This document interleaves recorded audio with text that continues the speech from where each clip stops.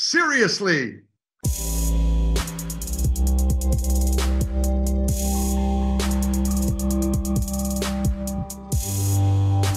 Well, my agent and producing partner were familiar with the Brazilian production of Julie e os Fantasmas and thought that it would be a wonderful story to adapt for an international audience. And they pitched it to my writing partners and myself, and we loved it. We got very excited about it, and we were given a kind of freedom, and we're told that we didn't have any boundaries, and that we could imagine, you know, our own version of this story. And so that's how it happened, and here we are. Playing Julie is Madison Reyes, who we found at 14 years old and born of Puerto Rican parents, which was so exciting because we, of course, wanted a Latinx leading lady. Charlie Gillespie from New Brunswick, Canada, who plays Luke, who also speaks French. Owen Patrick Joyner, a wonderful young actor and musician who plays Alex. And Jeremy Shada, who plays Reggie, who is from the Los Angeles area. He lives in LA, Florida, and Georgia.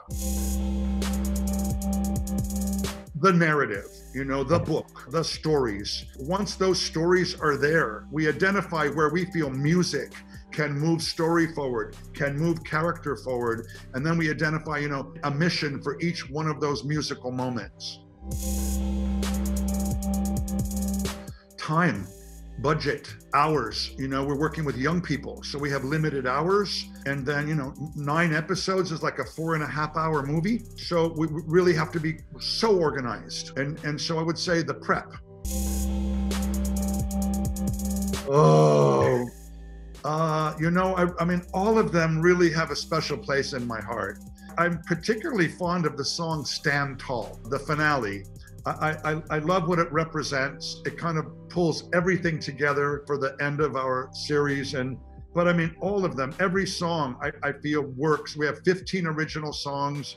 I'm singing all of them in the shower. When I first saw her, the very first time on the very first tape that she sent to us, my first instinct was that she reminded me of a young Alicia Keys. She was sitting at the piano, and there was just something so vibrant and so soulful and so rich about her voice and her musicality. And I'm a big fan of Alicia, and I was like, whoa, we got a little sister of Alicia Keys. I started this way as a young actor. I was an actor, and I did it for good 10 years of my life. Although I did some serious drama as well, music and dance were always something that thrilled me. West Side Story was, when I saw that movie at 13 years old, it changed my life and started my dreams to want to work in film and theater. I've always enjoyed it. You know, my mother and father danced.